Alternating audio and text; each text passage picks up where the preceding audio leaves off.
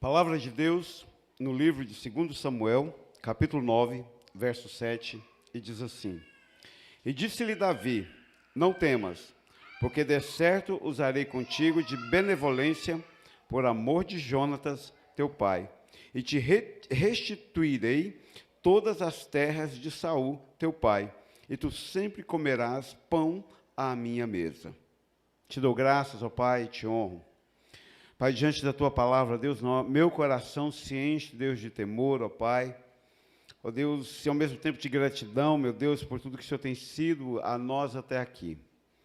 Dá a cada um de nós aqui, da criança ao adulto, Deus, temor, reverência, responsabilidade diante da Tua palavra deste momento, ó Pai. Não seja em vão a nossa estadia aqui, mas seja momento, ó Deus do Senhor, ó Deus, chamar-nos a Tua razão, chamar-nos a Tua palavra, modificar nossas vidas, Pai. Não a nós, Senhor, mas ao Teu nome da glória. Não confiamos em carros, em cavalos, em capacidades, ó Pai. Nós confiamos no Senhor, ó Deus, que tem feito grandes coisas e tem nos amado, Pai. Em nome do Senhor Jesus. Dá-nos Tua presença. Em nome do Senhor Jesus. Amém. Muito bem. Domingo passado, eu fui embora, e no caminho, claro, fui embora, né? Felizmente, moro aqui, né? Mas a gente tem que ir embora uma hora. E no caminho para casa, Deus falou no meu coração algo muito particular e privado. E Deus disse-me, eu te pedi para tocar na rocha e você deu uma varada nela hoje e feriu ela, né? Então, não sei quantos estavam aqui domingo, quantos ouviram o sermão domingo passado, mas eu fui embora com essa voz de Deus no meu coração, que em algum momento eu havia ferido a rocha, né? Passei a semana meditando nisso e pedindo ao Senhor que dê a graça de não ferir a rocha, porque a palavra de Deus é algo transcendente. Às vezes a gente perde o prumo, né, e a gente olha, né, incrivelmente, mas a gente tem que olhar aqui para as anotações, para o Espírito de Deus, para o ser humano, e às vezes nesse movimento a gente acaba perdendo o prumo e acaba ferindo a rocha, se esquecendo da boa palavra que Deus revelou aos nossos corações, né? Mas cabe a cada um de nós reverência diante da palavra, né, não só a mim, né, eu de não feri-la quando estou aqui com ela, de não ferir a rocha, e a cada um de nós desse temor de saber que Deus está aqui, que é a voz de Deus, não é? Muito bem, muito bem, muito bem. Era uma vez, há muito, muito, muito tempo atrás, um rei. Um rei escolhido pela multidão, um rei bonito, um rei que sobressaía aos ombros dos homens normais e feios como eu, como vocês. Esse rei chamava-se Saul. Saul, um rei forte, um rei poderoso, mas um rei, vez por outra, insensato. Um rei que teve filhos e filhas. E dentre os seus filhos destaca-se um chamado Jonatas. E Jonatas, homem de coração quebrantado, Jonas, homem de coração servil, Jonatas, homem temeroso, não só a Deus, mas a autoridade espiritual. E Jonatas também teve filhos. Mas num determinado momento da história de Israel, numa determinada batalha contra os filisteus, eternos inimigos do povo de Deus, Saul, encurralado, resolve tirar a sua própria vida. Seus filhos, seus 3 filhos homens, foram mortos pelos filisteus, inclusive o garboso, temeroso, honesto e coração bom de Jonatas. Mas eu disse que Jonatas tinha filho, e ele tinha um filho com 5 anos de idade. E esse menino chamava-se Mefibosete. E Mefibosete, nesse exato momento, estava com a babá. E sua babá, vendo tudo o que acontecia no Israel de Deus, pega Mefibosete e tenta fugir. Quando ela o levanta e começa a correr, ela o deixa cair. E na sua queda ele quebra os seus 2 pezinhos. Mas ainda assim a babá o pega e eles fogem para longe. E a babá entra no anonimato e o cria como sendo seu filho. Mas para o resto de sua vida, Mefibosete não pôde caminhar normalmente. Conta-se a arqueologia judaica que talvez ele tenha se tornado um daqueles pedintes nas ruas do povo de Deus, da tribo de Israel. Sem nada, seu trono usurpado. Ele nasceu como sucessor do trono. Mas de repente a riqueza, as terras, o ouro, o trono, a posição da família havia sido-lhe usurpado, retirado. E ele então passa os seus dias ali, adulto, sem conseguir andar, com a sequela irreparável da sua queda na sua fuga, os seus dias nas ruas do povo de Deus. Um dia, então, claro, evidentemente, já havia se levantado um rei segundo o coração de Deus. E o seu nome era Davi, o menor da casa de Jessé, havia se levantado como o grande, o estereotipado rei de Israel, chamado e conhecido como o homem segundo o coração de Deus. E é claro, se a gente quiser olhar para Davi e olhar todos os seus pecados, a gente até questiona o homem segundo o coração de Deus. Mas quando nós olhamos para a nobreza de Davi, para a batalha de Davi, para o temor de Davi, para a intimidade de Davi com seu Deus, aí nós até entendemos porque Deus o chamou de homem segundo o meu coração. Davi, um dia, lá, pensando com seus botões, se é que naquele tempo muito distante já havia botões, mas estava lá Davi pensando ali, e ele lembrou-se de algo, de uma promessa que ele havia feito para o melhor amigo de sua vida. E pasmem vocês, quem era o melhor amigo da vida de Davi? Jonatas. E aí ele parado, ele lembrou, um dia, Jonatas me pediu, Davi, se acontecer algo com minha família, se sobrar alguém, você cuida? Davi disse, certamente cuidarei dos seus. E Davi se lembra da promessa que havia feito ao seu amigo.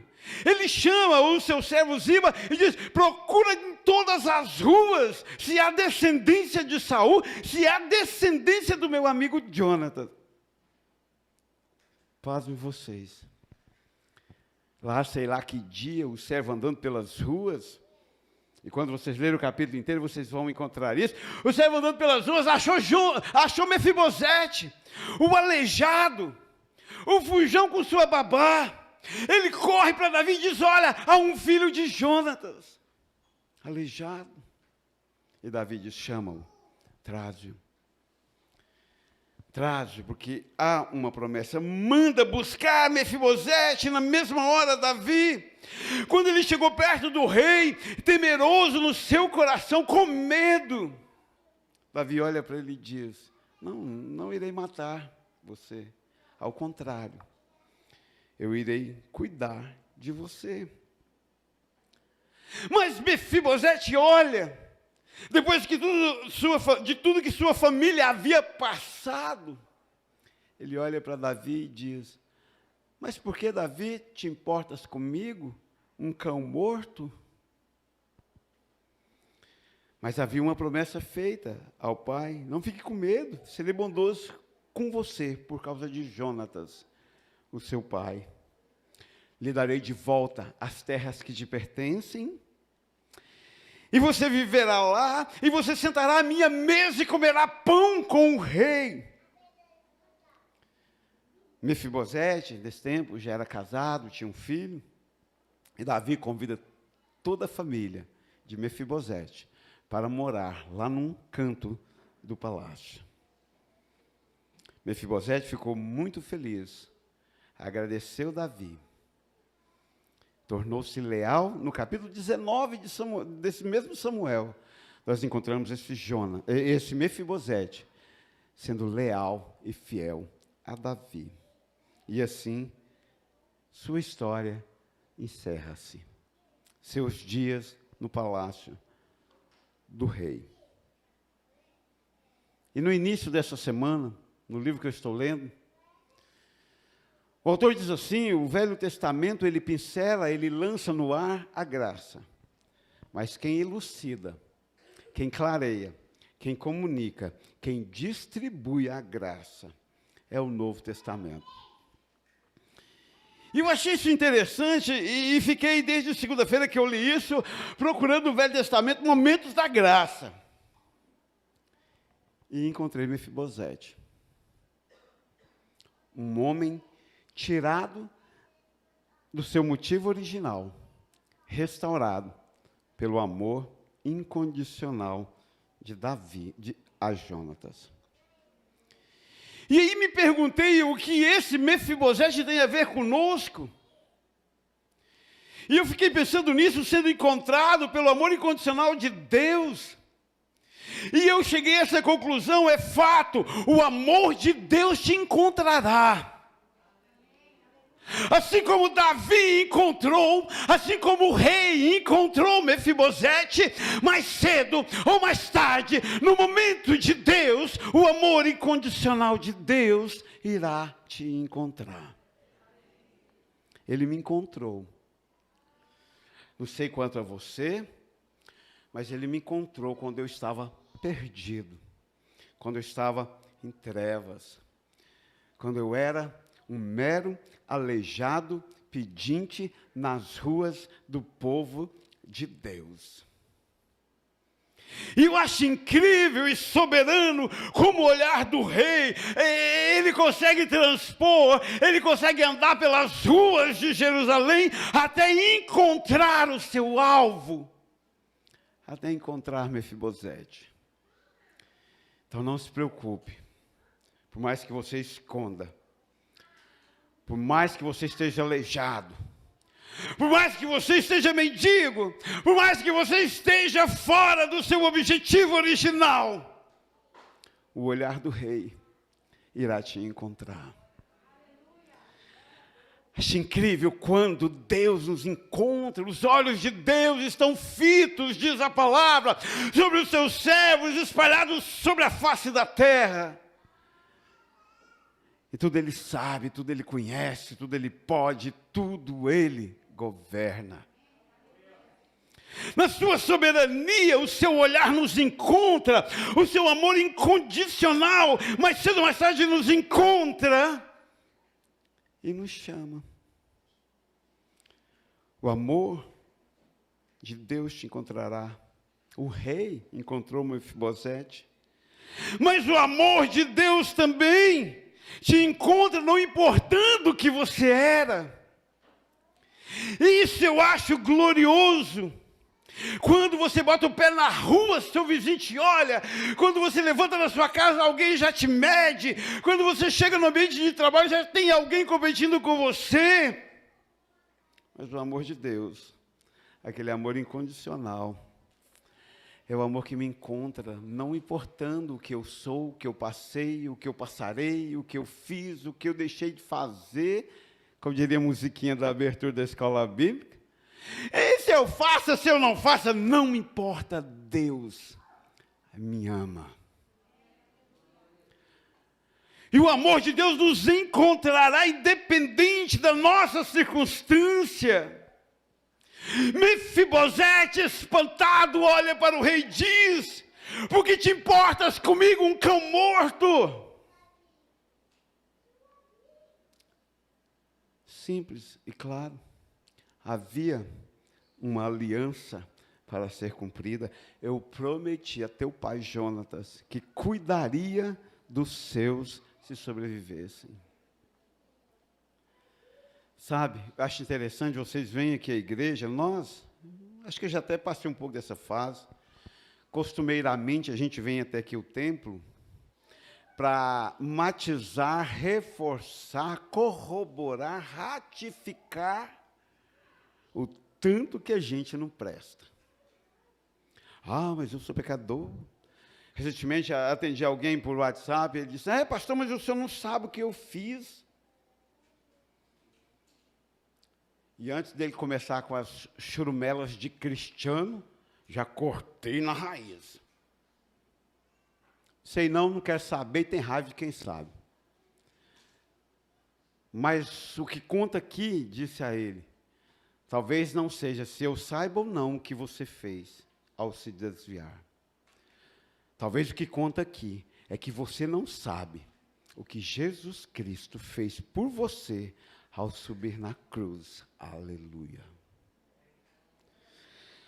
Pouco se dava a Davi, se Mefibosete era como um cão morto. Havia uma aliança. Pouco se dá a Deus o que você fez, o que deixou de fazer. Porque há uma aliança eterna feita na cruz de Cristo. E a palavra de Deus diz que não há altura, não há profundidade, não há largura, não há anjos, não há demônios, não há homem, não há fome, não há nudez, não há fartura, não há nada, absolutamente nada, que pode me apartar do amor de Deus. Aleluia. E o amor que foi derramado, diz Paulo, ali em Cristo Jesus na cruz do Calvário. O amor de Deus te encontrará, não importando o que você era, assim como Davi encontrou Mefibosete, não importando se ele era aleijado, um pedinte, se ele era um filho abandonado, sido usurpado. O amor de Deus nos encontra e nos chama a vida, e a vida e a abundância. Mefibosete então nos ensina que o amor de Deus nos encontrará. O rei o encontrou. Mefibosete então nos ensina que o amor nos encontrará, não importando o que nós éramos, o que fizéramos. Ele era como um cão morto. E o rei o encontrou. E depois, o amor te restaura a condição de filho. Aliás, entenda isso. A única coisa que pode fazer de você filho de Deus, incrivelmente, gloriosamente, descansavelmente, é o próprio amor de Deus. Deus nos amou, deu-nos o poder de nos transformarmos em filhos de Deus. Nos chamou de filhos, não mais escravos, não mais servos, mas nos chamou de filhos. Nos restaura a condição de herdeiro do trono. Ora, pensa comigo, quem é que pode sentar à mesa do rei a não ser herdeiro do trono? O rei encontra Mefibosete e diz, agora tu vais sentar à mesa comigo e comer pão comigo. O que Davi faz com Mefibosete, restaura em sua vida a condição de herdeiro do trono, de filho do rei. O que Deus faz com você, comigo, quando nos encontra com esse amor incondicional, imensurável, Ele tão somente restaura em nós a condição de filho e de filho de Deus. E aí Ele nos convida, como nos convidou essa noite, mas esta noite como símbolo, mas no dia do juízo, ou no dia glorioso ou terrível dia do juízo, nos convidará, assim como rei Davi convidou Mefibosete a sentar à mesa para cear com ele. Após o juízo, Cristo mesmo nos convidará, diz Apocalipse, Diz a revelação de João que ele nos convidará a sentar à mesa. Mas não é só sentar à mesa, é sentar à mesa e cear com ele. E depois de sentar à mesa e cear com ele, reinar sobre as nações eternamente. É o mesmo que Davi fez com Mefibosete. Senta aqui na minha mesa e me dá conselhos de como governar o Israel de Deus. Sentaremos com Cristo à mesa das mansões celestiais, das moradas celestiais, na Nova Jerusalém, no novo Sião de Deus, e reinaremos com Cristo sempre eterno, na condição não mais de servos, mas na condição de filhos encontrados. Glória a Deus que me encontrou. O amor de Deus então te encontrará. Davi encontrou Mefibosete. O amor de Deus te encontra, não importando o que você era. O amor de Deus, Davi, o rei, encontrou Mefibosete, mesmo sendo um cão morto, um aleijado. O amor de Deus restaura em nós a condição de filho, de pedinte lá nas ruas do povo de Deus, a membro honrado do reinado, sentando à mesa com o rei, comendo pão com o rei. E por fim, o amor torna você um servo leal. Como eu disse na história de Mefibosete, termina seus dias leal a Davi. Temeroso ao rei, o amor torna você leal. Simplesmente Mefibosete termina os seus dias servindo ao rei. Quando Deus te encontra, quando Deus te ama, quando Deus olha para você e diz, não importa o que você era, o que você fez, eu te restauro a condição de filho. Aí cabe a você aceitar tamanho amor, encher-se de gratidão e servir ao Rei eternamente. Aliás, já é sabido de todos que nós somos criados tão somente para servir ao Rei. Só Jesus, assim como Davi, perfeito tipo de Cristo no Velho Testamento, raios, fragmentos da graça de Deus sendo revelada.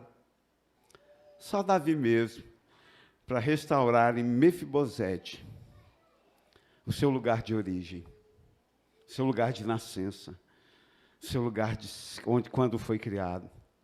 E só Jesus na cruz pode nos recolocar no nosso lugar de origem.